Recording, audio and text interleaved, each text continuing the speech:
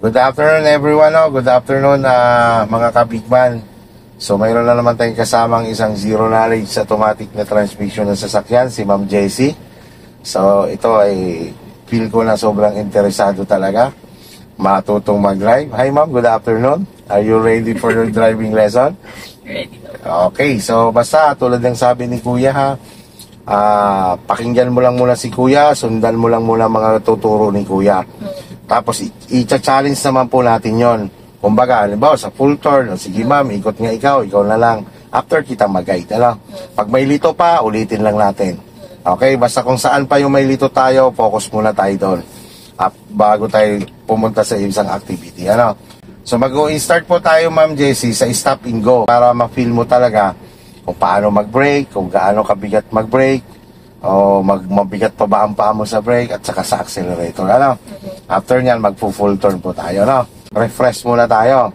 Kasi importante po ito, lalo-lalo na isasama na kasi natin yung paglilipat ng linya. Signal mo na ikaw sa kaliwa, signal sa right. Okay, off. And then, busina. Okay. Yun. Businang wala hindi galit yung ganun lang. Ang gagalit na driver tapos busina ang kanyang ginamit, ganito yung galit. Yung babad na gano'n na. So iwasan natin yun para iwas gulo. Next naman natin gagawin, exercise muna tayo sa manibela. Diba 12 o'clock? Pag sinabi kong 11, 12, 1, 12, yun.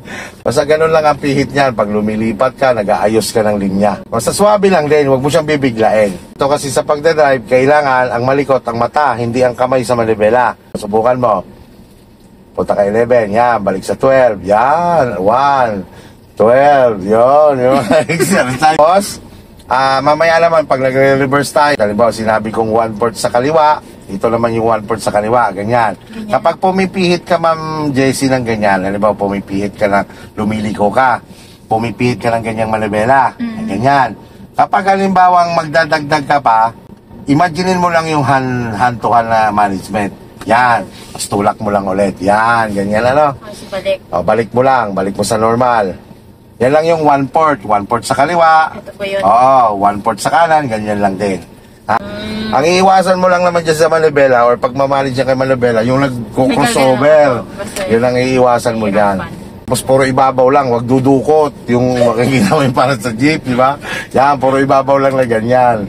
Balik mo lang normal. 1 and 2. Hindi na ikaw. Okay, go na tayo Yang isa mo lamang pa, para mainganyo na hindi makialam yan. Yun, dun sa fortress lang yan Release mo naman ngayon si handbrake. Angat lang konti, sabay pisil. Pindot. Angat mo lang konti, sabay pindot. Yon, baba. Yon. Ngayon, magpo-full turn tayo Okay, ganito ang nagpo-full turn. Signal ikaw sa left. Tingin mo na sa rear mirror. Wala. Okay, paggalaw ng sasakyan, tuloy-tuloy ang ikot ng manibela, papuntang kaliwa. Sige, gamit ang hand over hand. Lingon sa kaliwa. Okay, bitaw-bitaw lang sa brake. Bitawan mo lang si brake. Bitaw-bitaw lang yan. Patong mo naman ngayon ang paa mo kay gas. Sige, patong mo lang kay gas. Patong, gas ng konti, bitaw. Yan. Balik ang manobela ng 1. 1 muna. Okay, balik ng 2. Sige, 2, balik na. 2. Punta ka na kay gas.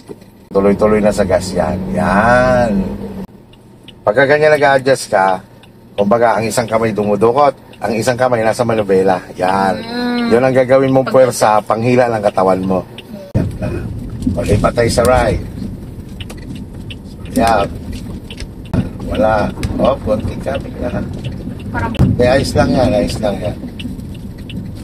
Para ma-recognize mo lang, ma-feel mo lang, paano pinipihit ang manibela kapag mabilis ang takbo.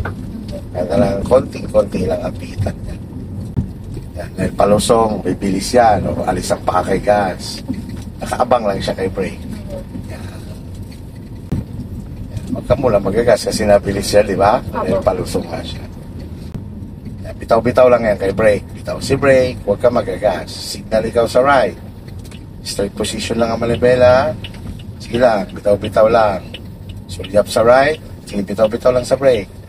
Wala sa right? Wala. O, pasok sa right. Pasok sa right. May... Paunahin ko lang po yung... Hindi, dito sa right. Sa right Ay, tayo right. pupunta. Sa right tayo. Yan, dito, pasok sa right. Huwag ka malilito sa pagsisignal. Yan.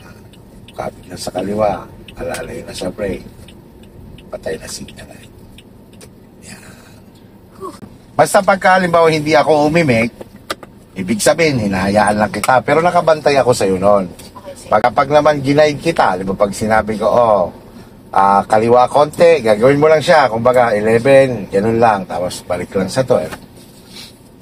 Yan. Sige, tara. Hold the brake. Up. Ito po muna. Engage mo na. Hindi, engage mo muna. Ito po Drive mo muna. na, drive mo na. Same din po yan sa Wigo. Oo, ganun din. Drive mo na. Drive. Sige, lagay mo sa drive. Yan. Ito po? Drive lang. Sige, tara. Signal ikaw sa left. Ay, ito po. Hindi, signal mo na ikaw. Yan, tapos release mo ngayon si handbrake. Angat ng konti, sabay pisil. Sabayan mo ng pisil, yan. Okay. Observe. Ilang, huwag ka muna magbabalik ng manibela. Pag medyo... Oo.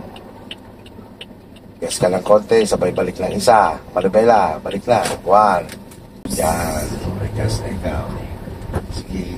Signal ikaw sa right. Sulyap sa right. Wala. Wala. Pasok ka ng konti sa right. Signal pa rin ikaw ha. Bitaw-bitaw lang kay brake. Tuwid lang si manibela. Sige, bitaw-bitaw lang si brake para lumapit ka dun sa rotonda. May ganang maliit doon. Tuwid lang, tuwid. Tuwid lang si manibela. Yan. Alalay si brake. Okay, go na tayo. Bitaw si brake.